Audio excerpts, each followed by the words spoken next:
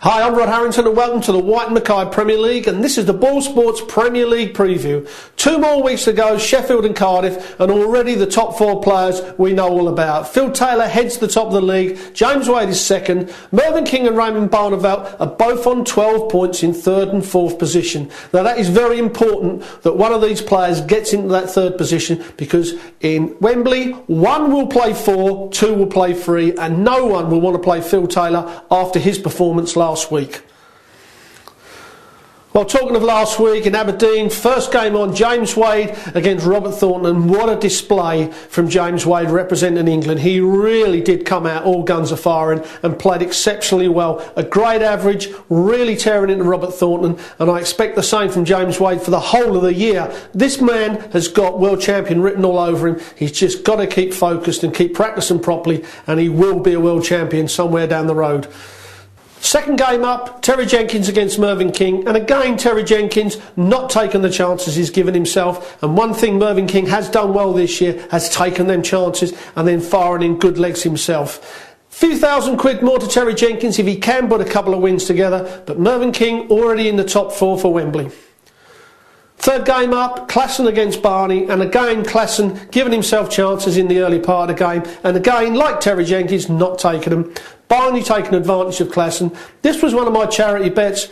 Barney to be winning at half-time and the full-time match, and he did this. But really, Barney is not closing games out when he can. He give Classen chances, and if Classen would have taken them, this match could have ended up a draw. But Barney ran away, an 8-5 winner.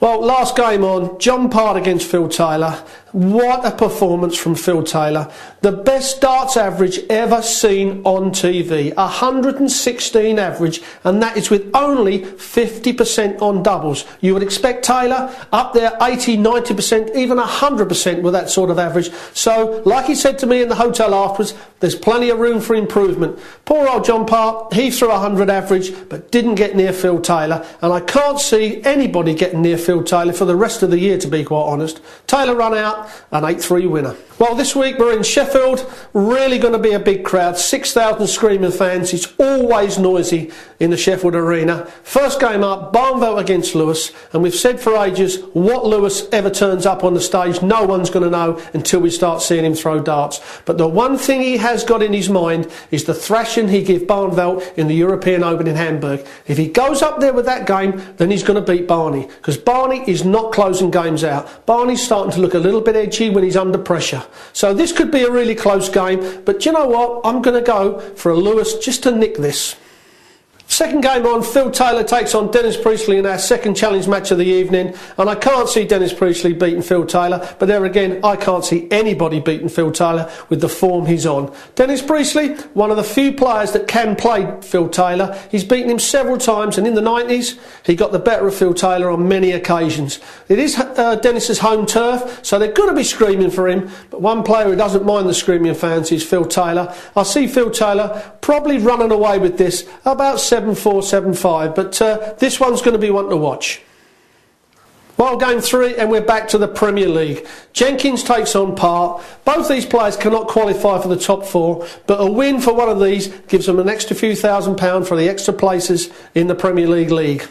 Jenkins, again, one of the players like Classen, just doesn't take his chances, and against Mervyn last week, could have got a win, but ends up with a draw. And I see this one, perhaps another draw, but in my bet, I'm going to go for John Part, because John Part holds his throw well, and he's coming back onto some good form, and I just think that John Part may take this one. Well, fourth game on, James Wade against Classen, the 2 young men of the Premier League, and this is going to be fast and furious. Again, I keep saying it, Yelly Classen has not taken the chances he's given himself, and against this man James Wade, as soon as he slips up, James Wade will punish him for it.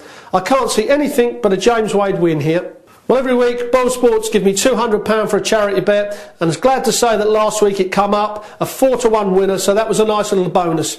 This week, I'm going for James Wade to hit more 180s against Shelley Classen, and the other one, I'm going to double that up with John Part to beat Terry Jenkins. That will pay a nice little double, and I think that will come up this week. Well, if you'd like to take my advice or have a little punt yourself, go to boylesports.com or phone them on 0800 44 00 00.